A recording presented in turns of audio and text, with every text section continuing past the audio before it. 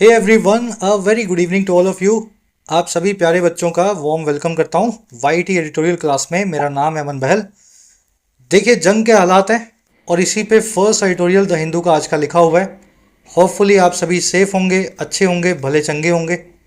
इसी के साथ में एक छोटी सी गुजारिश भी आपसे। फेक न्यूज़ बहुत तेज़ी से आपको फैलती हुई दिखेगी आपके व्हाट्सएप, इंस्टा, ट्विटर और फेसबुक पे। कोशिश करें कोई भी न्यूज़ अगर आप आगे फॉरवर्ड करते हैं ना, उसको पहले वेरीफाई करें। अभी मैं एक न्यूज़ देख रहा था कि भारत ने सरेंडर कर दिया, सफ़ेद झंडे जो है भारत ने कश्मीर में लहरा दिए। तो ऐसी न्यूज़ भी लोग फॉरवर्ड कर रहे हैं, तभी मेरे तक पहुंची। तो ये फेक न्यूज़ जो है ना, ये किसी मिसाइल से कम नहीं होती, हमले से कम नहीं है। जो भी मैसेज फॉरवर्ड करें जंग से जुड़ा हुआ, पहले खुद से 3-4 बार 3-4 जगह से वेरीफाई करें। चलिए शुरू करें आर्टिकल को। सब कुछ बेसिक से करेंगे हर रोज की तरह। अब ज़्यादा लंबा नहीं खींचूंगा, आइए लेक्चर को शुरू करते हैं।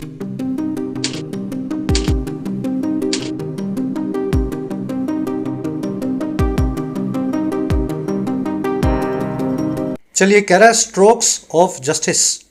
देखिए, स्ट्रोक का मतलब होता है थपेड़े, झटके, धक्का मुक्की, हमले। जस्टिस का मतलब होता है न्याय या इंसाफ। कह रहे जी थपेड़े पड़े हैं, झटके पड़े हैं, इंसाफ के या न्याय के। बात कर रहा है भारत द्वारा की गई 6 लोकेशंस पे 9 मिलिट्री प्रिसीजन स्ट्राइक्स की, जो पाकिस्तान के अंदर टेरर कैंप्स के ऊपर करने की हमने जो है कार्रवाई की है। तो ये सारे स्ट्रोक्स या थपेड़े जस्टिस या न्याय इंसाफ के थे। चलिए टाइटल पैराग्राफ को देखते हैं। कह रहा है जी India must be prepared for escalatory action by Pakistan. कह रहे भारत जो है ना, इंडिया प्रॉपर नाउन है, सब्जेक्ट बनेगा यहाँ, उसको पैसिव वॉइस में प्रिपेयर्ड होना ही चाहिए। मस्ट का मतलब है चाहिए, बी प्रिपेयर्ड यानी प्रिपेयर होना। पैसिव वॉइस में बी प्लस में वर्ब की थर्ड फॉर्म, उसको पैसिव वॉइस के अंदर तैयार होना ही चाहिए ऐसे किसी एक्शन या हरकत के लिए जो एस्केलेटरी हो, जो मामले को तूल पकड़ा देने वाली हो। एस्केलेटरी मतलब जिसमें मामला तूल पकड़े या एस्केलेट हो। और ये हरकत किसकी तरफ से होगी? बाय पाकिस्तान, पाकिस्तान की तरफ से। तो हम अपनी कार्रवाई कर चुके हैं, अब भारत को भी आगे जो है पाकिस्तान की कार्रवाई के लिए खुद को तैयार रखना है। इंडिया बनेगा सब्जेक्ट, अगेन प्रॉपर नाउन है ग्रीन कलर में। मस्ट बी प्रिपेयर्ड बनेगी इसकी वर्ब पैसिव वॉइस में, बी प्लस में वर्ब की थर्ड फॉर्म। मस्ट एक मॉडल वर्ब है, मस्ट का मतलब होता है चाहिए चाहिए। इसकी जगह आप शुड का इस्तेमाल भी कर सकते हैं। बढ़े आगे, एस्केलेटरी यहाँ पे एडजेक्टिव है, एक्शन के लिए आया। एक्शन एक नाउन है, कॉमन नाउन, बाय प्रेपोजिशन है, ऑब्जेक्ट है पाकिस्तान, ये है एक प्रॉपर नाउन। जो बच्चे टेक्निकलिटी नहीं जानते हैं, ये मॉडल, ये शुड, ये प्रॉपर, ये कॉमन है, ज़्यादा लोड नहीं लेना है आपको। आप अभी रीडिंग पे कॉन्सेंट्रेट करो। टेक्निकलिटी के लिए अलग से हमारी एक सीरीज़ है पूरी, ग्रामर की बेसिक से एडवांस तक, आप उसको फॉलो कर सकते हैं। और साथ ही हमारा एक छोटा सा कोर्स भी है, mission English unlocked, structured way में आप वहाँ भी जाकर के टेक्निकलिटी को सीख सकते हैं। चलिए जल्दी से आगे बढ़े। क्लास को एक लाइक और एक शेयर दें। इस आर्टिकल के सारी वोकैब मैं आपको शुरू में दिखा देता हूँ ताकि आप इसको स्मूथली पढ़ सकें। साथ ही स्ट्रक्चर्ड वे में अपने एग्जाम्स की प्रिपरेशन के लिए डाउनलोड करें वाईटी एप्लीकेशन को। आपकी अपनी ऐप है, कमेंट सेक्शन में इसका लिंक रखा गया है। एप्लीकेशन में आपको मिलते हैं मेरी गाइडेंस के अंदर स्ट्रक्चर्ड कोर्सेज, जैसे कि हमारा नया इंग्लिश अनलॉक्ड कोर्स। अभी ये कोर्स लॉन्च हुआ है और कोई भी एग्जाम आप जो दे रहे हो, SSC, banking, railways, defence, teaching, आपकी प्रॉपर फाउंडेशन इंग्लिश की रीडिंग को, वोकैब को और एग्जाम टाइप के क्वेश्चंस को इसमें आपको ढंग से सॉल्व करना सिखाया गया। इसका नाम ही टूल किट है क्योंकि इसमें सब कुछ आ जाएगा, इससे बाहर अब कुछ और नहीं है। कोर्स बिल्कुल नया है, इसका बेनिफिट ले सकते हैं इस कूपन को लगा करके। 1499 में 15 महीने की वैलिडिटी के साथ में ये कोर्स अभी ऐप पे अवेलेबल है। इसी के साथ में हमारा सुपर हिट कोर्स राइटिंग का, इंग्लिश अनलॉक जो है वो ऑब्जेक्टिव पेपर के लिए, राइटिंग जो है आपके डिस्क्रिप्टिव पेपर के लिए। आप इस कोर्स में लिखना सीख सकते हैं किसी भी एग्जाम के लिए लगभग 50 से 60 घंटों में। राइटिंग कोर्स का ही एडवांस वर्जन है यूपीएससी माइग्रेशन कोर्स, जिसमें आपको सिविल सेवाओं के लिए हिंदी से इंग्लिश में माइग्रेट करवाया जाता है। सिविल सेवाओं का हर एस्पेक्ट इस कोर्स में कवर्ड है, सी सेट से लेकर के ऐसे राइटिंग, डिस्क्रिप्टिव एंड एवरीथिंग। कोई भी क्वेरी हो, ये नंबर है टीम का, व्हाट्सएप करके आप बात कर सकते हैं। ऐप को डाउनलोड करें, कॉमेंट सेक्शन में आपको ऐप का लिंक दिया गया है। चलिए वो कैब शीट है अपनी, थोड़ा जूम इन कर दूं इसको। पहला वर्ड है अपने पास प्रीएम्प्टिव। प्रीएम्प्टिव हर वो हरकत है जो आप दुश्मन के ऊपर करते हो और तब करते हो जब आपको पता होता है कि दुश्मन करेगा, मैं पहले ही कर दूं। आपको पता है जी सामने वाला आप पे हमला करने वाला है, आपने पहले ही जाकर के उसके थप्पड़ मार दिया। तो ये जो थप्पड़ मारने का काम था ना, इसको अंग्रेजी में बोलते हैं pre emptive, something precautionary in nature. आपने पहले से ही एहतियात बरतते हुए दूसरे के हमले को नाकाम करने के लिए अपना हमला कर डाला। इसको प्रोएक्टिव भी बोलते हैं, प्रीएम्प्टिव को। ये वर्ड आप आर्टिकल में देखेंगे। ये प्रीएम्प्टिव नाम का एडजेक्टिव बना है प्रीएम्प्ट नाम की वर्ब से। Russia has threaten to launch a preemptive nuclear strike on Ukraine. Russia ने थ्रेटन किया है कि वो लॉन्च कर देगा एक ऐसी न्यूक्लियर स्ट्राइक को जो ये एहतियात के तौर पे करेगा प्रीएम्प्टिव तरीके से यूक्रेन पे। मतलब इस तरीके से करेगा कि यूक्रेन कोई हमला हम पे ना कर दे, तो हम पहले न्यूक्लियर स्ट्राइक कर देते हैं छोटा सा, ताकि यूक्रेन अपने हमले को रोक दे। Preemptive strike.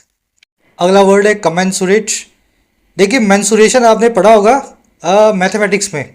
मेंसुरेशन में क्या करते हैं आप, चीज़ों का एरिया, उनकी लंबाई चौड़ाई ऊंचाई नापते हैं, कभी गोले की, कभी आयत की, कभी रेक्टेंगल की, कभी स्क्वायर की, कभी किसी क्यूब की। मेंसुरेट करना यानी चीज़ों को नापना, वहीं से बना है कोमेंसुरेट। दो चीज़ें कोमेंसुरेट तब होंगी जब वो नापने में एक दूसरे की डिग्री, साइज में, वजन में, भार में एक जैसी होंगी, कंपेरेबल होंगी, क्योंकि वो एक दूसरे से मेंसुरेट हो सकती हैं, एक दूसरे के बराबर नप सकती हैं। समझ गए ना। Her salary is not commensurate with her work responsibilities. उसकी सैलरी कंपेरेबल नहीं है साइज में उसके काम की रिस्पॉन्सिबिलिटी के हिसाब से। या तो काम की रिस्पॉन्सिबिलिटी सैलरी से बहुत ज़्यादा है, या फिर सैलरी काम से बहुत ज़्यादा है। दोनों चीज़ें कमेंसुरेट नहीं है। कमेंसुरेट वर्ड को आसान भाषा में इक्वल भी बोल सकते हैं, और इसके लिए एक और वर्ड है हमारे पास, प्रोपोर्शनेट। प्रोपोर्शनेट क्या है, दो चीज़ें प्रोपोर्शन में बराबर हैं। जैसे कि 3/6 और 9/18 प्रोपोर्शन में बराबर है कि नहीं। ये 3 है, ये 9 है, ये 6 है, ये 18 है, लेकिन प्रोपोर्शन तो दोनों का बराबर है ना, काट पीट के दोनों, समझ गए ना, 3/6 और 1/2 ही निकलेंगे। तो इनको बोलते हैं दो चीज़ें प्रोपोर्शनेट हैं, बराबर हैं प्रोपोर्शन में। चलिए डिटेल में ये वर्ड समझाया ताकि दिमाग में आप बैठा सकें, कमेंसुरेट और प्रोपोर्शनेट। अगला वर्ड अपने पास कोवर्ट। देखिए कोवर्ट और ओवर्ट अंग्रेजी में दो वर्ड्स हैं, एक दूसरे के एंटोनिम्स हैं। कोवर्ट का मतलब होता है छुपा हुआ, सीक्रेट, हिडन। ओवर्ट का मतलब होता है खुलेआम, बिना किसी सीक्रेसी के। The soldier was on a covert या clandestine mission at an overseas location. ये सोल्जर या सिपाही एक सीक्रेट मिशन पे था, कोवर्ट क्लैंडस्टाइन मिशन पे था, एक ओवरसीज लोकेशन में, या फिर यूं कह दें देश के बाहर। ओवरसीज मतलब देश की बाउंड्री के पार। तो कोवर्ट को क्लैंडस्टाइन भी बोलते हैं, जैसे कि ये वर्ड आपने अभी देखा, क्लैंडस्टाइन, सरप्टिशियस, स्टेल्दी, सभी के सभी इसके सिनोनिम है। आज इसका एंटोनिम आप ओवर्ट आर्टिकल में देखेंगे। चलिए अगला वर्ड है अपने पास प्रिसाइज। थोड़ा जूम इन कर देता हूं मैं इसको। प्रिसाइज का मतलब होता है सटीक, एक्यूरेट, एकदम निशाने पे। और ये प्रिसाइज जो वर्ड है ना, ये बना है प्रिसीजन नाम के नाउन से। सटीक पना, एग्जैक्ट पना होता है प्रिसीजन। तो ये प्रिसीजन वर्ड नाउन फॉर्म में आर्टिकल में आएगा। The management has issued precise directions for the workers. Management ने बहुत सटीक से, प्रिसाइज से डायरेक्शंस इशू किए हैं वर्कर्स के लिए। जितने बजे आना है, कितने बजे जाना है, एकदम सटीक तरीके से डायरेक्शंस को दिया गया है। चलिए लास्ट वर्ड है अपना आज का, आउटफिट। आउटफिट वर्ड के दो मीनिंग्स होते हैं अंग्रेजी में। पहला मीनिंग होता है कपड़े, और कपड़े कैसे, सेट ऑफ क्लोथ्स। जैसे लेडीज़ पहनती हैं साड़ी, तो साड़ी के साथ में पूरा सेट बनता है ना। जो भी आप पहनते हो, मतलब कोई भी आप तरह का कोई परिधान पहनते हो खास तरह का, तो उसमें 2, 3, 4 कपड़े होंगे।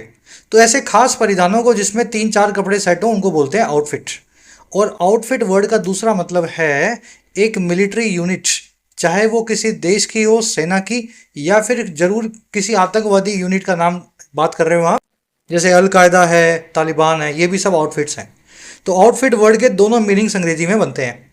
दोनों तरीके से आपको यूज़ करना सिखा देते हैं। The terrorist were seen wearing military outfits. Terrorist को देखा गया कि वो पहन के घूम रहे थे मिलिट्री के कपड़े या फिर मिलिट्री के आउटफिट्स। मिलिट्री आउटफिट क्या हुआ, वो कैमोफ्लेज शर्ट, नीचे जीन्स, या जो पैंट्स पहनते हैं ट्राउजर्स, तो ये सब मिलिट्री आउटफिट है। वैसे ही जैश ए मोहम्मद या JEM, an internationally banned terror outfit is based in Pakistan. Jaish ए मोहम्मद जो कि एक अंतर्राष्ट्रीय तौर पे बैन लगाया हुआ टेररिस्ट आउटफिट है, या फिर टेररिस्ट यूनिट है, वो बेस्ड है, आधारित है पाकिस्तान में। तो इस तरीके से आउटफिट वर्ड दोनों तरीके से यूज़ होता है। चलिए एक समरी दें आपको आर्टिकल की, किस बारे में लिखा हुआ है। समरी बहुत आसान है। रात में जो हमले हुए भारत की तरफ से पाकिस्तान पे। उन सभी अटैक्स का रीज़न बताया गया है, कहाँ हमले हुए, ऑब्जेक्टिव क्या था, और उन हमलों की लिमिटेशन भी बताई गई है कि ये मिलिट्री अटैक्स जो है पाकिस्तान का परमानेंट सोल्यूशन नहीं है। ऐसा कंट्री जो दहशतगर्दी को पनाह देता हो, उसके साथ आपको मिलिट्री के साथ साथ डिप्लोमेटिकली इंगेज करना होगा। इंटरनेशनल स्टेज पे पाकिस्तान को आपको आइसोलेट करना होगा। इनकी दहशतगर्दी जो गवर्नमेंट के द्वारा की जाती है, उसको सबके सामने इंटरनेशनल स्टेज पे आपको रखना होगा। आज के आर्टिकल की टोन मिलेगी आपको रेजोल्यूट। रेजोल्यूट मतलब पक्के इरादे वाली, डिटर्मिनेशन वाली। तो रेजोल्यूट टोन में लिखा हुआ आर्टिकल है। अब आर्टिकल को शुरू करते हैं। कह रहा है जी, India carried out precision military strikes across 9 locations in Pakistan and Pak occupied Kashmir early on Wednesday। कह रहा है भारत ने कैरी आउट किया। कैरी आउट करना यानी एग्जीक्यूट करना, किसी चीज़ को अंजाम देना। और क्या अंजाम दिया? ऐसी मिलिट्री स्ट्राइक्स को अंजाम दिया, मिलिट्री के हमलों को अंजाम दिया जो प्रिसीजन थे, यानी बहुत प्रिसाइज तरीके से किए गए थे, अंधाधुंध नहीं थे, बिल्कुल उनका निशाना था। निशाना लगा के मिलिट्री स्ट्राइक्स को हमने अंजाम दिया। और कहाँ दिया? 9 लोकेशंस पे, 9 जगहों पे दिया, पाकिस्तान में, इन पाकिस्तान, और साथ ही साथ पाकिस्तान द्वारा ऑक्यूपाई किए गए कश्मीर के इलाकों में भी। और ये सारा काम हुआ सुबह सुबह अर्ली वेंसडे को, यानी बुधवार को। इंडिया बनेगा subject, carried out, carry out किया बन गई इसकी वर्ब की सेकंड फॉर्म। कैरी आउट क्या किया? जो है मिलिट्री स्ट्राइक्स को कैरी आउट किया। अक्रॉस का मतलब है इस पूरे इलाके में फैला हुआ था ये सब स्ट्राइक्स 9 लोकेशंस पे, 1 2 3 4 5 6 7 8 9। तो अक्रॉस 9 लोकेशन। अक्रॉस आपको किसी चीज़ के फैले हुए होने के बारे में बताता है। वेंसडे से पहले ऑन लगा हुआ है। दिनों के पहले और वारों के पहले और तारीखों के पहले हमेशा ऑन का इस्तेमाल करते हैं, जबकि महीनों के पहले यानी मंथ्स के पहले और ईयर्स के पहले हमेशा इन का इस्तेमाल होता है। इन मार्च इन 2025, ऑन वेंसडे, ऑन 1 अप्रैल। इन और ऑन का ध्यान आपको रखना है।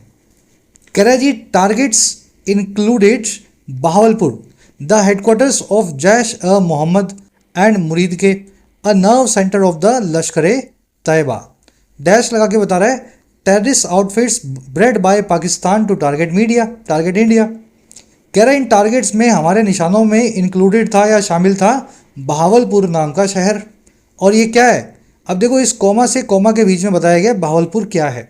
ये हेडक्वार्टर्स है, यानी हेडक्वार्टर्स आप समझते हैं जैश अ मोहम्मद नाम के टेरर आउटफिट का। और दूसरा हमारा टारगेट में इंक्लूडेड था मुरीदके नाम का टाउन या शहर, जो नर्व सेंटर है, यानी बिल्कुल दिल है। नर्व सेंटर मतलब जहां आपकी सारी नर्व्स मिलती हैं, जहां से आपकी पूरी बॉडी ऑपरेट होती है। तो जो दूसरा दिल है या हेडक्वार्टर है लश्कर तैयबा नाम के आउटफिट का, ये दोनों हैं टेररिस्ट आउटफिट्स या टेररिस्ट ग्रुप्स जो ब्रेड बाय हैं, जिनको ब्रीड किया गया है, पाला गया है बाय पाकिस्तान के द्वारा, ताकि टारगेट किया जा सके भारत या इंडिया को।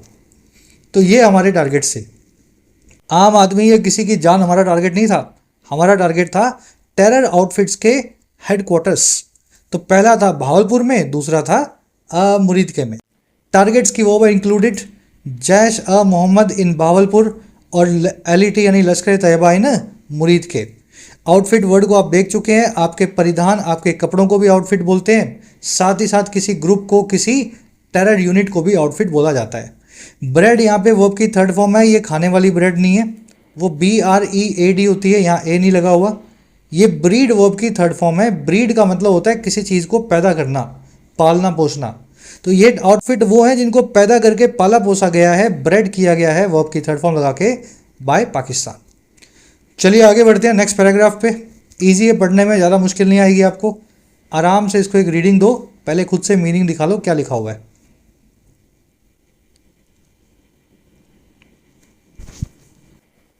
ऑलराइट, कह रहा है जी, India said the strikes were to destroy the camps used to train terrorist and to preempt as well as deter more such cross-border attacks following the terror strike in Pahalgam on April 2022। कह रहे भारत ने कहा कि ये जो सारी strikes थी, ये थी वर डिस्ट्रॉय करने के लिए, नष्ट करने के लिए उन सभी कैंप्स को जो इस्तेमाल किए जाते थे, यूज्ड होते थे ट्रेन करने के लिए जिहादियों को, टेररिस्ट को। और दूसरा हमारा स्ट्राइक्स का जो ऑब्जेक्टिव था वो था, टू लगा के बता रहे हैं, प्री एम्प्ट करना और साथ ही साथ डिटर करना। प्री एम्प्ट आप जानते हैं, पहले से ही हमला कर दो, दूसरा हमला करने वाला हो, आपको पता है ये हमला करेगा, उसको पहले से ही हमला कर दो, ये होता है प्री एम्प्ट करना। और डिटर का मतलब होता है किसी को हमला करके रोकना, किसी को डर दिखाना ताकि वो आगे आप पे जो है चढ़ाई ना करे। तो हमारा ये भी कहना है कि ये स्ट्राइक्स जो हैं प्री एम्प्ट करने के लिए भी थी और डिटर करने के लिए भी थी, इस तरह के बॉर्डर पार होने वाले अटैक्स को। और ये कब ये हुए हैं सारे के सारे, टेरर अटैक के बाद में जो हुआ है पहलगाम में अप्रैल 22 को, ऑन अप्रैल 22। आगे उसी के बारे में बता रहा है, इन विच 26 people were killed by terrorist who identified the targets bye their religion. ये वो सभी अटैक्स थे जिसमें 26 लोग मारे गए थे टेररिस्ट के द्वारा, आतंकवादियों के द्वारा, जिन्होंने आइडेंटिफाई किया अपने टारगेट्स को या अपने निशानों को, जो मासूम लोगों को, उनके रिलीजन के नाम पे, बाय देयर रिलीजन। तो ये भारत का कहना था। हमने हमला इसलिए किया है, सरकार के हिसाब से इसलिए किया है, एक तो टेरर कैंप्स को हम डिस्ट्रॉय कर रहे हैं, और दूसरा हम पहले से ही हमला कर रहे हैं और रोकने की कोशिश कर रहे हैं कि पहलगाम जैसा हमला हमारे ऊपर फिर से ना हो, जो 22 अप्रैल को हो चुका है। और ये वही हमला था जिसमें 26 निर्दोष लोगों को जिहादियों ने मारा, उनके रिलीजन का नाम लेकर के या उनको आइडेंटिफाई करके उनके धर्म पे। चलिए, इंडिया की वर्ब है सेड, स्ट्राइक की वर्ब है वर।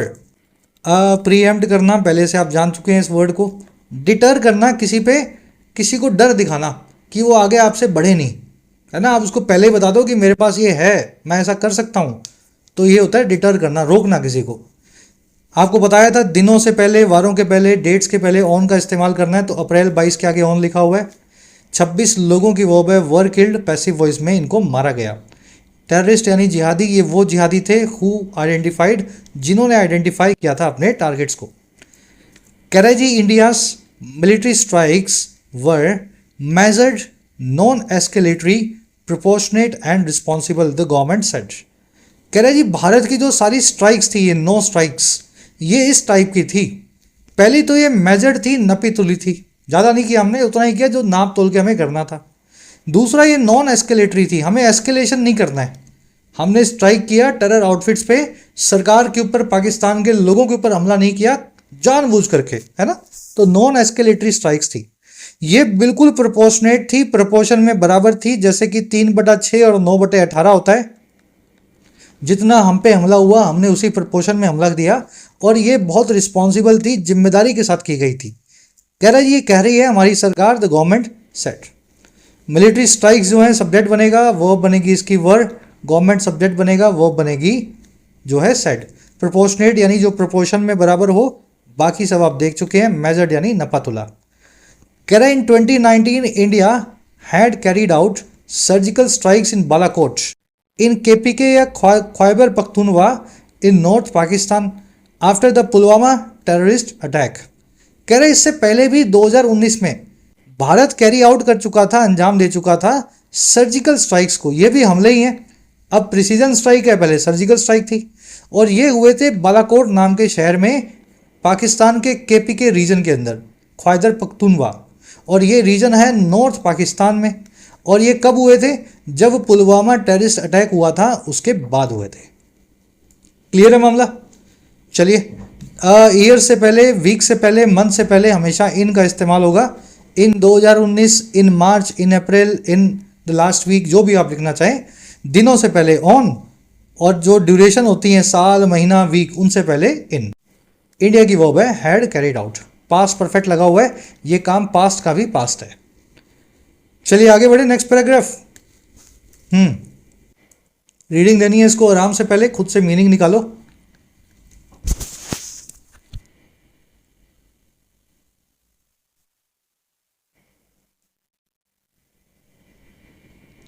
चलिए, कह रहा जी the response this time has been sharper and more resolute. जो भी रिस्पॉन्स हमने दिया इस बार, इस दफा, वो रहा है ज्यादा पैना या शार्पर, और ज्यादा रेजोल्यूट यानी कि ज्यादा दृढ़ता वाला। रेजोल्यूट क्या होता है? इसमें दृढ़पना हो, रेजोल्यूशन हो, पक्का इरादा हो। तो हमारा रिस्पॉन्स बहुत इरादे वाला रहा है और शार्प रहा है। रिस्पॉन्स की वर्ब है has been, present perfect tense लगा हुआ है, स्टेटिव वर्ब है, रिस्पॉन्स ऐसा रहा है। Karachi, Muridke and Bahawalpur are in Punjab, the heartland of Pakistan's ruling elite that has been playing the double game on terrorism.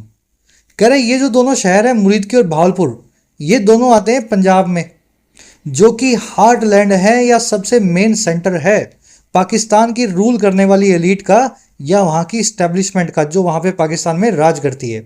और ये वही इस्टेब्लिशमेंट है, रूलिंग एलीट है, जो प्ले करते आए हैं, दे हैज़ बिन प्लेइंग। और क्या प्ले कर रहे हैं? एक दुगना गेम प्ले कर रहे हैं, डबल गेम प्ले कर रहे हैं टेररिज्म पे, दहशतगर्दी पे।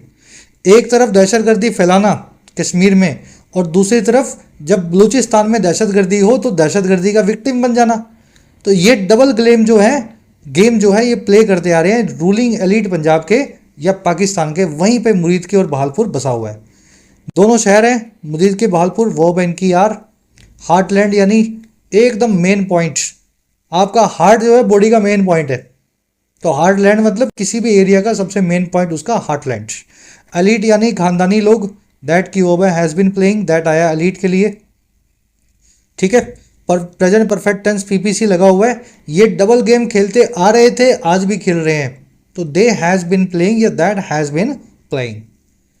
कह रहे जी Pakistan has for decades used terrorism as a low cost instrument of war against India. कह रहे पाकिस्तान ने कई दशकों से इस्तेमाल किया है दहशतगर्दी का, और किस तौर पे? एक लो कॉस्ट यानी सस्ते जरिए के तौर पे जो है वॉर का इंडिया के खिलाफ। सामने से वॉर करना मुश्किल है, ज़्यादा मजबूत कंट्री है भारत, तो तरीका क्या अपनाया? दहशतगर्दी के सहारे जो है वॉर करेंगे, गुरिल्ला अटैक करेंगे, सस्ते में एक आदमी करोड़ों का नुकसान कर देगा। तो ऐसे इन्होंने टेररिज्म का इस्तेमाल किया है।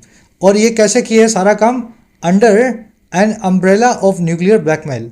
एक अम्ब्रेला के नीचे किया है या छतरी के नीचे किया है जो है न्यूक्लियर ब्लैकमेल की या न्यूक्लियर अटैक के हमले की, है ना। इंडिया कभी भी ज़्यादा बड़ा रिस्पॉन्स देगा तो क्या होगा? हम न्यूक्लियर अटैक कर देंगे जी, एटम बम मार देंगे, है ना। तो ये पंजाबी में बोलते हैं ऐसे। तो पाकिस्तान के अंदर ये आपको अम्ब्रेला या छतरी दिखेगी हमेशा न्यूक्लियर जो है ब्लैकमेल की, और उसके अंदर आपको टेररिस्ट का यूज़ होता हुआ दिखेगा।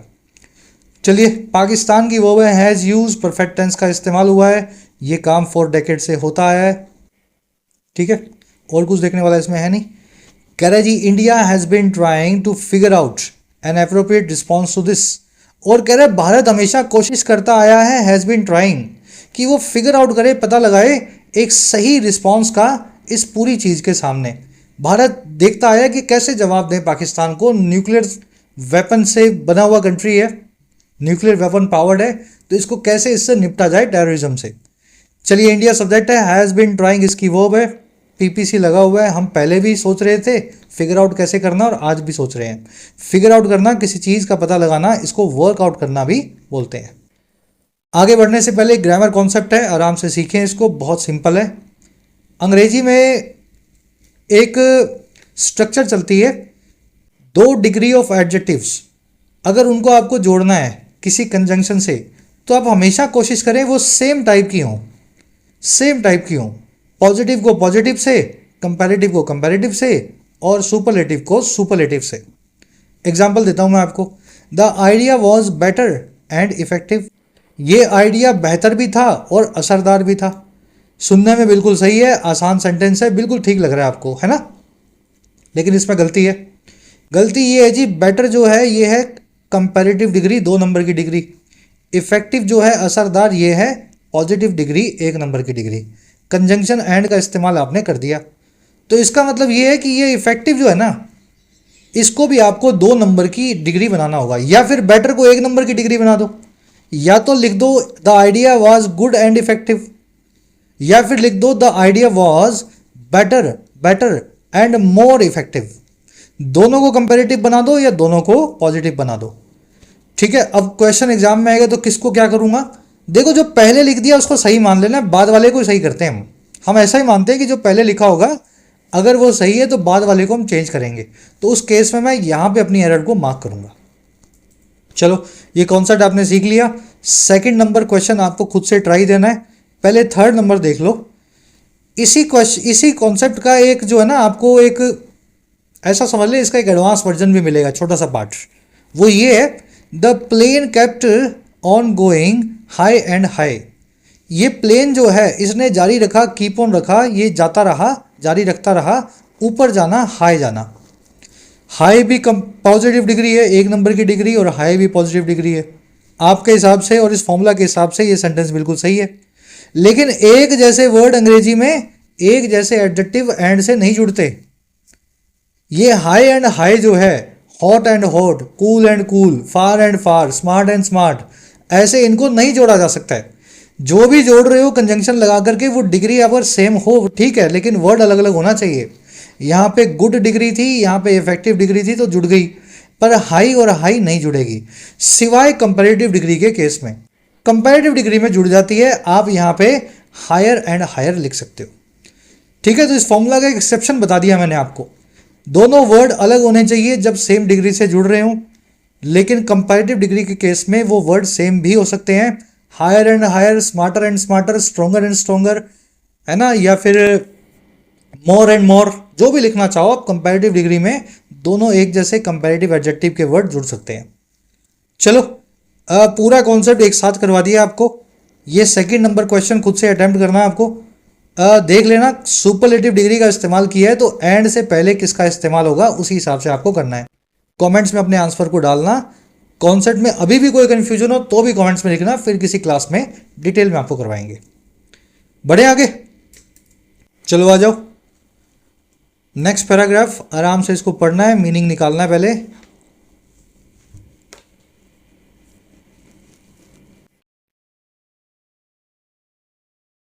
चलिए, कह रहा है जी, with Balakot and now operation Sindoor the point is clear, India can have an overt military response in the event of a terrorist attack against it. कह रहा है पहले तो बालाकोट के साथ और अब ऑपरेशन सिंदूर के साथ पॉइंट जो है वो भारत का क्लियर है। जो बात भारत कहना चाहता था वो साफ है। और कौन सा पॉइंट है? भारत कर सकता है, हैव कर सकता है, रख सकता है खुले तौर पे मिलिट्री रिस्पॉन्स को ऐसे इवेंट में, ऐसे एक मामले में, ऐसे एक किस्से में जो होगा टेररिस्ट अटैक का अगेंस्ट इट या भारत के खिलाफ। तो भारत ने एक पॉइंट ये बताया कि हम टेररिस्ट अटैक का सामने से खुले तौर पे जवाब दे सकते हैं कभी भी फ्यूचर में। कह रहा है जी, apart from economic and diplomatic measures, और ये जो टेररिस्ट अटैक के सामने रिस्पॉन्स होगा ये सिवाय होगा, अपार्ट फ्रॉम होगा, अलग से होगा हमारे आर्थिक और कूटनीतिक मेजर्स के या कदमों के। समझ गए? चलिए, तो ये भारत ने बोल दिया कि हम सामने से करेंगे जो भी करना है। किसी टेररिस्ट को मिलिट्री वाले की वर्दी पहना के टूरिस्ट को नहीं मरवाएंगे, इंडिया खुद से स्ट्राइक करेगा और फिर दुनिया को बताएगा कि हमने स्ट्राइक किया था। पॉइंट की वर्ब है इस, इंडिया की वर्ब है कैन हैव। ओवर्ट का मतलब होता है खुले तौर पे, इसका बिल्कुल उल्टा क्या होता है जी? कोवर्ट, चुपचाप, गुपे छुपे। कह रहा जी, India has also underscored the point that there were no civilian, economic और military targets on Wednesday. India ने इस बात को भी अंडरस्कोर किया है, जोर दे के कहा है कि इस पॉइंट को, कि कोई भी सिविलियन या फिर आर्थिक या मिलिट्री टारगेट हमारा था ही नहीं वेडनेसडे को। हमने किसी भी आम आदमी मिलिट्री टारगेट को निशाना नहीं बनाया। ऑफ कोर्स कुछ मिलिट्री और सिविलियन कैजुअलिटीज हुई होंगी, देयर इज नो डाउट, लेकिन हमारा निशाना नहीं था। हमारा निशाना तो टेरर आउटफिट और उनके कैंप से। इंडिया की वर्ब है हैज़ अंडरस्कोर, अंडरस्कोर करना, हाईलाइट करना, किसी चीज़ पे जोर डालना। सिविलियन, इकोनॉमिक और मिलिट्री टारगेट्स की वर्ब है वर, देयर से क्लोज शुरू हुआ है इसलिए वर्ब को सब्जेक्ट से पहले रखा गया है। ठीक है, ये वर्ब पहले आ गई सब्जेक्ट के, क्योंकि क्लोज किसमें? देयर में बना हुआ था। कह रहा है जी, overt military action in response to Pakistan sponsored terrorism marks a change in India strategy under prime minister Modi. कह रहा है खुले तौर पे जो मिलिट्री एक्शन हो रहा है रिस्पॉन्स में, जवाब में, पाकिस्तान द्वारा स्पॉन्सर किए गए, प्रमोट किए गए दहशतगर्दी, आतंकवाद के, ये सारा काम जो है, ये एक्शन जो है, ये मार्क करता है एक चेंज को, ये बनता है एक बड़ा बदलाव भारत की स्ट्रेटजी में अंडर पीएम मोदी के, प्राइम मिनिस्टर मोदी के। तो इससे पहले भारत खुले तौर पे नहीं करता था। अब पीएम मोदी के आने के बाद 10 साल में 3 बार खुली जो है पाकिस्तान पे हमले हम कर चुके हैं। मिलिट्री एक्शन की वो है मार्क्स, और कुछ देखने वाला इसमें है नहीं। कह रहा जी, how this will change Pakistan behaviour remains uncertain. कह रहा है कैसे ये चीज़ बदलेगी, चेंज करेगी पाकिस्तान के बर्ताव को, बिहेवियर को। कह रहा है ये बात अभी भी अनसर्टेन है, अनिश्चित है, इस पे अभी भी पुख्ता सबूत मिलना बाकी है। इस चीज़ को पाकिस्तान कैसे लेगा ये अभी देखना बाकी है। हाउ से पूरा क्लोज बना है, नाउन क्लोज है, इसकी वर्ब है रिमेन्स। नाउन क्लोज हमेशा सिंगुलर वर्ब लेते हैं। अभी अनसर्टेन क्या है, कैसे पाकिस्तान चेंज होगा, ये बात अनसर्टेन है। तो ये पूरी बात जो है इस क्लोज के जरिए बताई गई है। इस क्लोज में दिस सब्जेक्ट है, विल चेंज इसकी वर्ब है, और इस पूरे क्लोज की वर्ब है रिमेन्स, जो कि हमेशा सिंगुलर होती है। चलिए बढ़े आगे नेक्स्ट पैराग्राफ पे। आराम से दे लो इसको एक रीडिंग।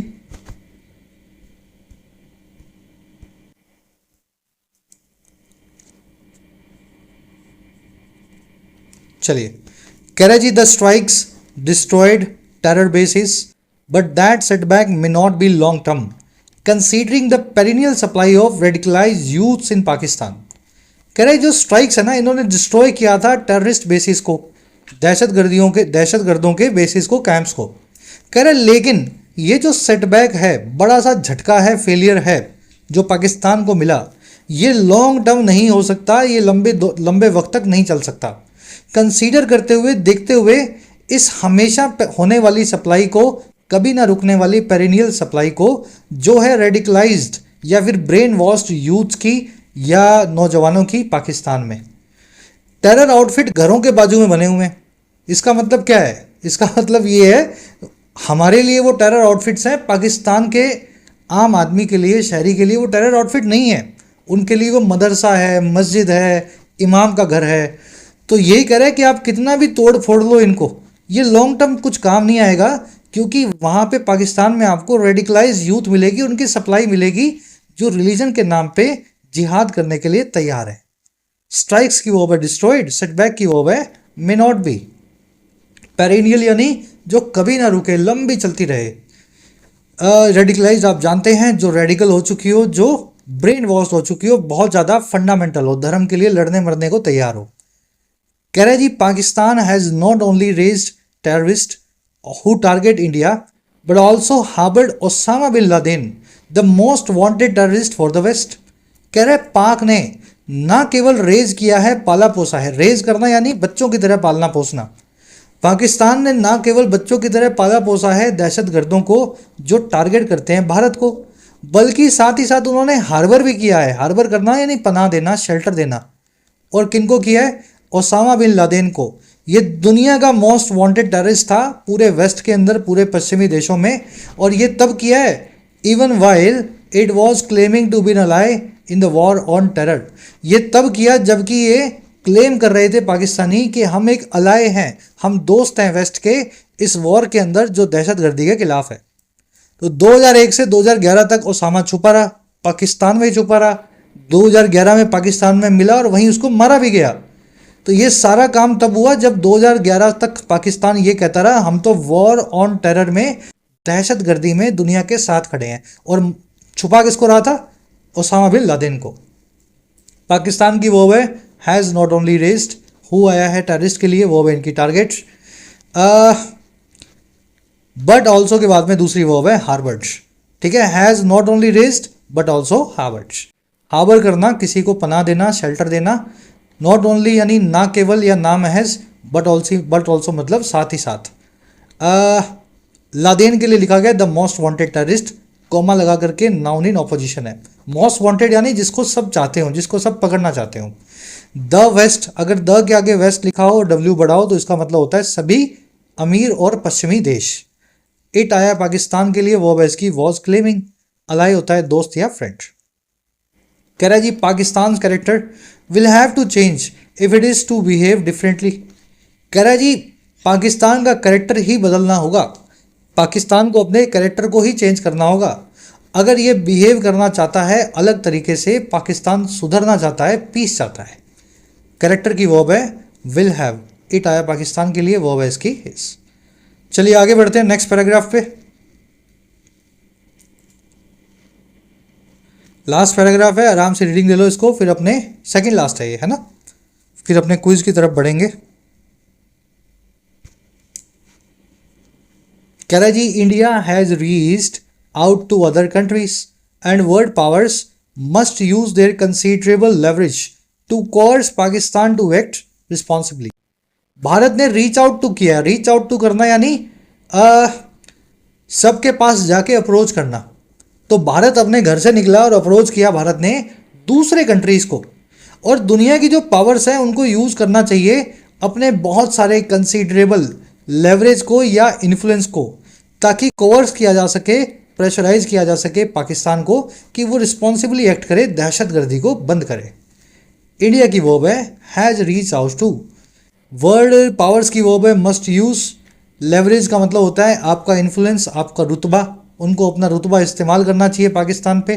कोवर्स करना, किसी को प्रेशर में डालना, फोर्स करना, मजबूर करना किसी काम को करने के लिए, पाकिस्तान को मजबूर करें कि वो रिस्पॉन्सिबली और जिम्मेदाराना तरीके से काम करे। कह रहा the retaliatory strikes apart, the investigation into Pahalgam should continue in full vigour and be taken to its logical conclusion. कह रहा ये रिटेलिएटरी स्ट्राइक्स जो है ना, ये तो छोड़ ही दो। रिटेलिएटरी यानी जवाबी हमले वाली। रिटेलिएशन क्या होता है? जवाबी हमला। कह रहा है जवाबी हमले में जो स्ट्राइक्स हुई हैं इनको तो अलग कर दो, छोड़ ही दो इनको, तो ये तो होनी थी। कह रहा है जो इन्वेस्टिगेशन है पहलगाम में, जो पूरी जांच है, तफ्तीश है, वो कंटिन्यू होनी चाहिए पूरे जोश के साथ में, विगर के साथ में, और वो ले जाई जानी चाहिए, टेकन होनी चाहिए अपने लॉजिकल कंक्लूजन तक, अपने तार्किक अंत तक। ठीक है ना?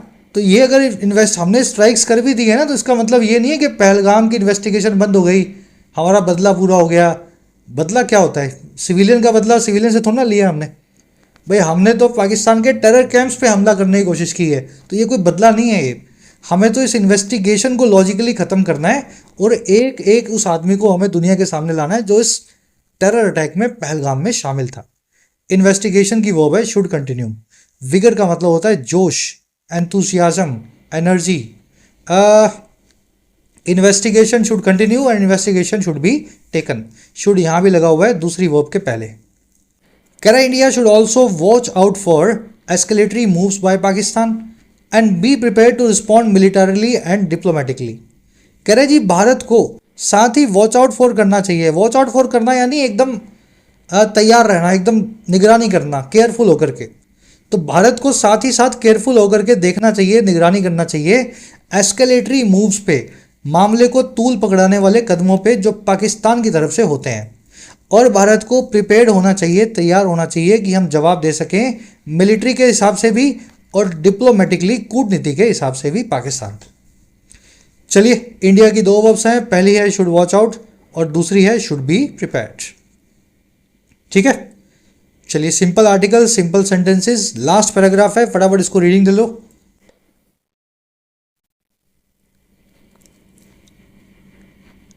ऑलराइट, कह रहा है the centre on Wednesday pointed out that the terrorist wanted to disturb normalcy in Kashmir and create communal rift in the country.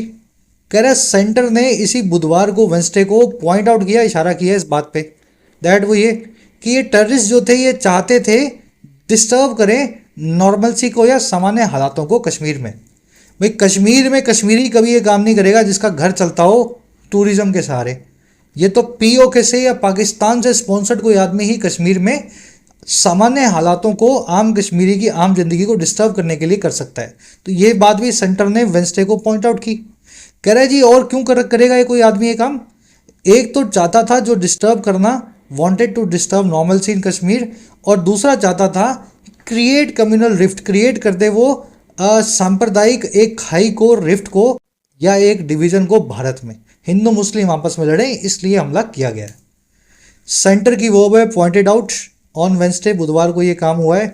Terrorist की वर्ब है wanted, they wanted two things, पहली थिंग है टू डिस्टर्ब नॉर्मलसी और दूसरी thing है to create communal rift. Rift का मतलब होता है दरार, रिश्तों में खाई। रिफ्ट को आप स्ट्राइफ भी बोलते हैं, स्ट्राइफ इसका सिनोनिम अभी आगे आप देखेंगे। कह रहा है in all political parties have supported military action. सभी पॉलिटिकल पार्टीज ने सपोर्ट किया है इस मिलिट्री ऑपरेशन को, एक्शन को पाकिस्तान पे। कह रहे हैं while strengthening the domestic political consensus on the issue, the centre should also ensure that elements who try to create communal strife and play into the hands of Pakistan are restrained. कह रहा है जी इस काम को करते हुए, काम है स्ट्रेंथन करने का, मजबूत करने का।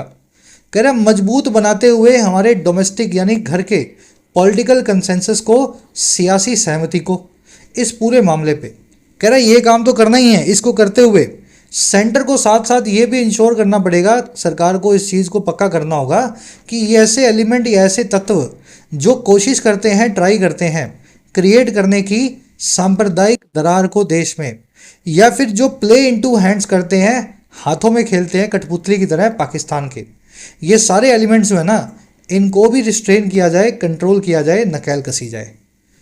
तो पॉलिटिकल कंसेंसस भी चाहिए, और जो यूट्यूबर, जो इंस्टाग्रामर्स, जो ट्विटर पे लिखने वाले अकाउंट्स हैं, जो चाहते हैं भारत में हिंदू मुस्लिम लड़ें और पाकिस्तान के हाथों कठपुतली की तरह वो चलते हैं, हमें उनको भी रिस्ट्रेन करके रोकना है, ये भी सरकार की जिम्मेदारी है। सेंटर की वर्ब शुड इंश्योर, सेंटर को ये काम करना चाहिए, और ये काम करेगा सेंटर स्ट्रेंथन करते हुए, मजबूत बनाते हुए। वर्ब के ING form present participle simultaneous section बता रही है।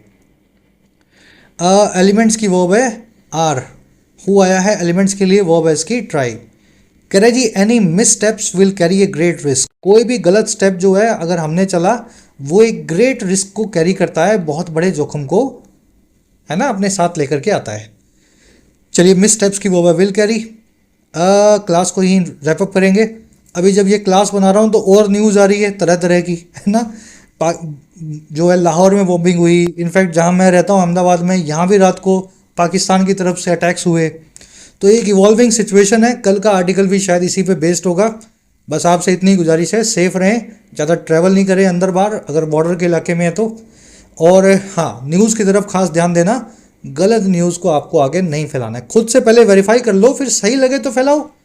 चलो फर्स्ट क्वेश्चन है आपका, कह रहा है जी इनमें से कौन सी चीज़ सबसे अच्छे तरीके से डिस्क्राइब करती है एक पोटेंशियल रिस्क को, एक बहुत ही संभावित जोखिम को, जिसके बारे में ऑथर वॉर्न अबाउट करता है। हमारे लिए सबसे बड़ा जोखिम क्या है आगे चल करके।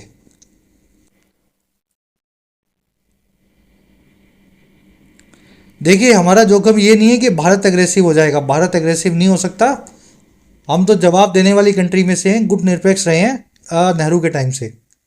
ना कि इस हमारा ये जो है जोखिम है कि पाकिस्तान न्यूक्लियर वेपन्स का इस्तेमाल करेगा, ये भी हमारा जोखिम आज की डेट में नहीं है। हमारा ये जोखिम भी नहीं है कि टेररिस्ट जो है वेस्टर्न कंट्रीज़ पे हमला करेंगे, वो तो वैसे भी करते ही हैं, और ऐसा नहीं है हमें छोड़ के वहाँ जाते हैं, हम पे भी करते हैं। हमारा जोखिम एक ही है कि कुछ ऐसी गलत न्यूज़, कोई ऐसा प्रोपेगेंडा ना हो जिससे कम्युनल खाई यो स्ट्राइव जो है वो नेशनल सिक्योरिटी को ही अंडरमाइन कर दे, हमारे देश में हमारे मुस्लिम भाई और हिंदू भाई आपस में लड़ने लगें। ठीक है, तो यही सबसे बड़ा जोखिम है आज की डेट में, बाकी सब तो मिलिट्री देख लेगी। फर्स्ट का आंसर बनेगा सी। आ जाओ सेकंड पे। कह रहा है जी इनमें से आर्टिकल में कौन सी चीज़ इंप्लाइड है इंडिया की स्ट्रेटजी को लेकर के, जो इंडिया की पुरानी स्ट्रेटजी से अलग है। कौन सा ऐसा काम 10-15 साल में हम करने लगे हैं मिलिट्री को लेकर के जो पहले नहीं करते थे। बड़ा सिंपल क्वेश्चन है भाई। अब हम जो करते हैं वो खुलेआम करते हैं, सबको बता के करते हैं, और रिस्पॉन्सिबल तरीके से करते हैं, पब्लिकली एक्नॉलेज करते हैं। ठीक है, छुपाते नहीं हैं हमने ये किया वो किया, साफ साफ सरकार जो है रोज़ सुबह आपको 10 बजे पूरी डिटेल दे देती है कल के डेट में क्या किया। तो we are overt, publicly acknowledged and focused on deterrence. चलिए सी आंसर बनेगा सेकंड में भी। अब ये बहुत इजी क्वेश्चंस हैं। फिगर आउट का मीनिंग पूछा है फ्रेजल वर्ब का। दो चीज़ें जो कंपेरेबल इन साइज हों, जिनको आपस में तुलना किया जा सके, बराबर हों, उनको क्या बोलते हैं, याद है ना, 3/6 और 9/18। तो दो वर्ड्स हैं, कोई भी दोनों में से एक वन वर्ड लिख सकते हो आप। प्रिसाइज का उल्टा आपसे पूछा है, उल्टा, और हिंटरलैंड वर्ड का मीनिंग पूछा है। आज एक वर्ड आया था हार्टलैंड, तो ये लैंड से बनने वाले 6-7 वर्ड मैं आपको करवा चुका हूँ कई बार। Heartland, hinterland, highland, marshland, lowland, wetland. तो उसमें से आपसे हिंटरलैंड का मीनिंग आपको आज बताना है। 7वें 8वें में 2 एरर्स मिलेगी, जो क्वेश्चन करवाए थे आपको, जो कॉन्सेप्ट करवाए थे एडजेक्टिव की डिग्री वाले, उसी पे बेस्ड है। फर्स्ट कमेंट में आंसर मैंने डाल दिया है, जाके चेक करें। आउट ऑफ 8 कितने मार्क्स मिले ज़रूर से बताना। कल की क्लास में आपसे होगी मुलाकात। अनटिल देन, जय हिंद, साइनिंग आउट।